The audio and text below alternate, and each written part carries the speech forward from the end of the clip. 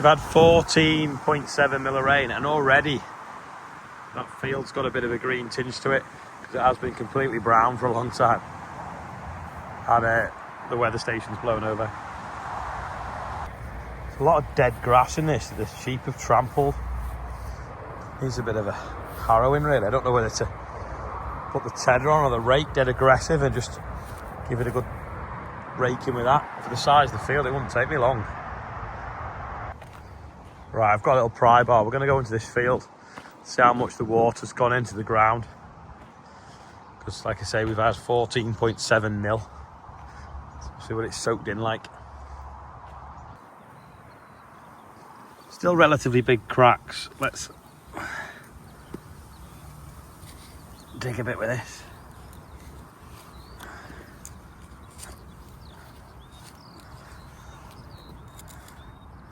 To be honest, it's quite... I've gone quite a bit there, but that was a crack. Let's try it where there is no crack.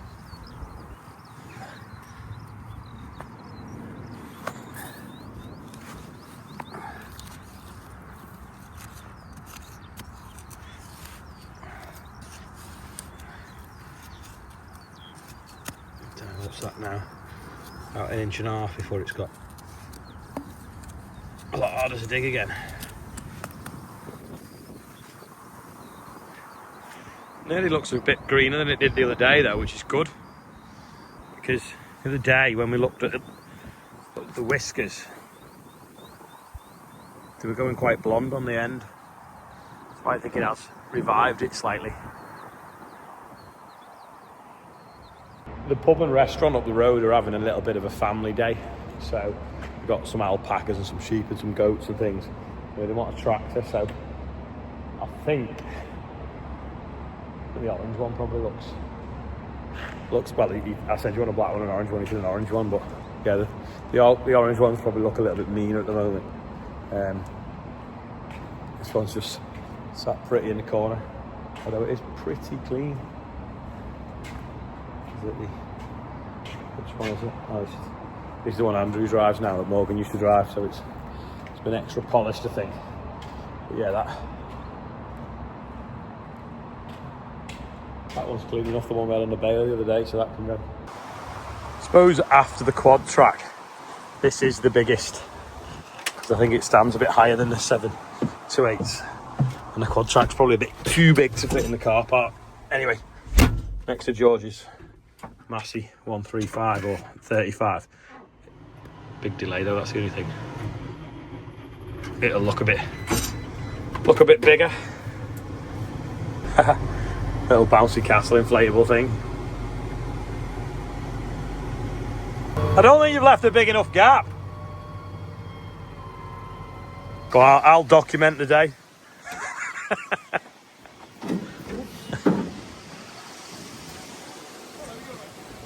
The inflatable jungle's up, the bull's up, and the Valtra's dwarfing George's little Ferguson. There's all little craft stalls as well. Ready? Let's have a look at your face after you banged it. Quite a bruise now, isn't it? After hitting his head on the table, the train table. Anyway, Andrew's got the sheep trailer on because the people that were supposed to be taking the sheep up to the pub, I've let them down, so he's got some pet lambs and some hurdles in. So we'll just have a little mooch. There they are, somewhere. Whee! Too fast.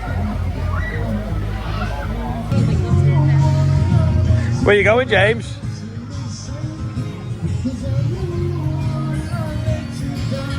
Alright, how did you do that? With your foot stuck. There we go.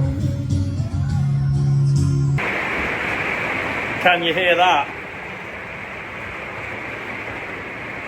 Glorious, glorious water falling from the sky, which we've been wanting for months. I feel like I've burnt my face because we took the tractor down to the pub up the road, had breakfast down there, then came back, went back with the kids, but ended up taking some sheep down. So been there, sat in the sun eating roast beef. Just come back to do put something for GP on the computer. It was chucking it down like this when I logged on. Just as we went live, the rain stopped for a second, but now it's chucking it down again now, as you can hear.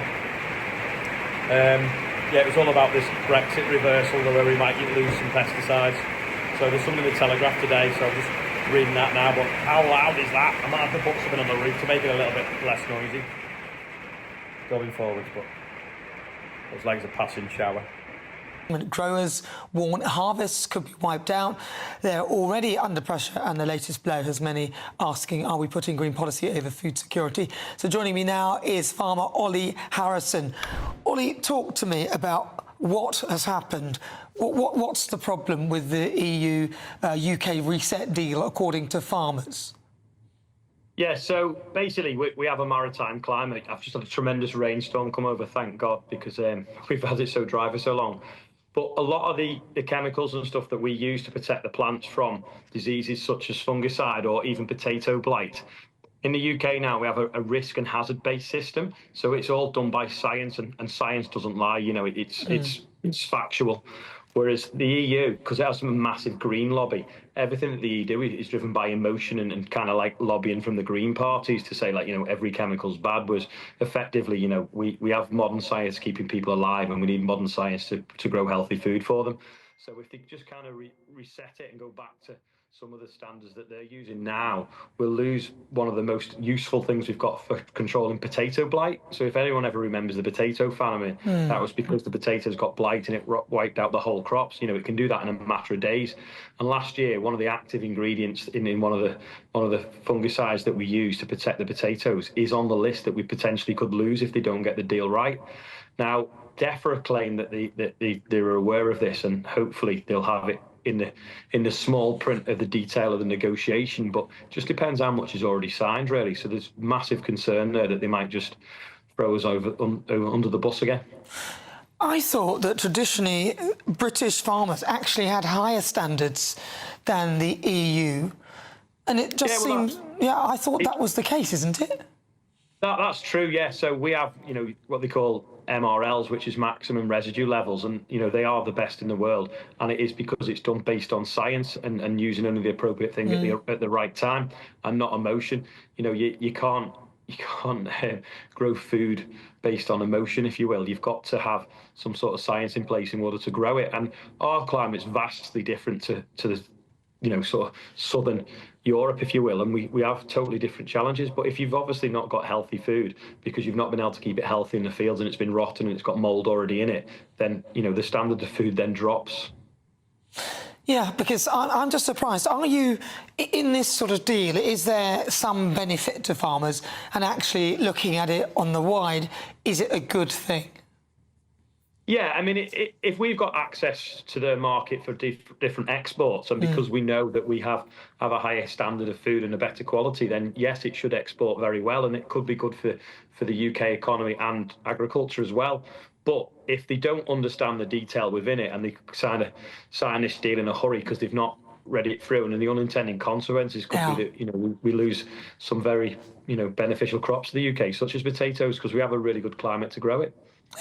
Yeah, that's the problem, isn't it? It feels a bit hurried, and nobody's not really able to scrutinise the detail and what the sort of unintended consequences will be. Olly Harrison, I have to leave it there, but thank you so much. You wrote a great piece, by the way. Thank you very much. That's Olly Harrison.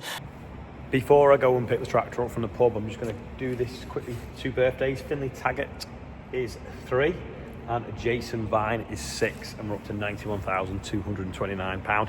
That rain that I had when I was doing the GB News thing, it's just after the GB News thing, sorry, 1.8 mil in a few minutes. So I think most of the rainstorm was while I was actually recording the video, so it probably came in around 1 minute really. Yeah, I've only stood watching James on the Bouncy Castle for like half an hour. Proper burnt me face. It is intense, the sun at the moment. Watch the umbrella. Am I going to get past though? Well, I can't remember what we did before. We must have pushed it there, mustn't we? To me, to you, to me, to you. Watch the marquee. Yeah, I'll get out there. We'll just move the sheep fencing.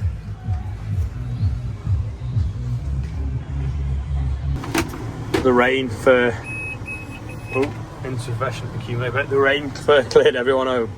I went home at 5 and I'm back now at, what, 7:30 picking it up. It was all going according to plan until Gabby flagged me down. Now everyone wants to sit in the tractor. The tractor's been parked in the corner of the back of the pub all day, and then when we went to bring it out, pulled up outside because I'd got some bits for tea from Co-op in Andrew's car. So while I stopped, while he went to grab them, everyone flocked out the pub then, and all the kids come and sat on the tractor. So it took me half an hour to get out the car park, but it was nice, and I was there to supervise it, whereas we actually had it locked all day at the pub because I wasn't there most of it. But yeah, that is the end of today's video. Nice to talk to people. Someone were like, what, you have fields? What do you do in them? So I was like, oh, you know that beer you're drinking? Well, some of it's got barley in, so it was good to talk to them. Like, what do you think of Jeremy Clarkson? I was like, well, his new series is out. Have you not watched it? I need to finish watching the rest of the last one, to be honest. I've not had the time. Anyway, that's all for today. So I'm waffling now. Thanks for watching, and I'll see you tomorrow. James has got his dinosaur outfit on. But someone messaged me yesterday. He won a tractor in a raffle, and he's put it on eBay, and he's donating what it makes to the air ambulance, to the Just Giving for the birthday bumper. So it's at the end of this video now. You'll see a picture of it, and I'll put the link in the description as well. So thank you for that. So over and out from me and the dinosaur.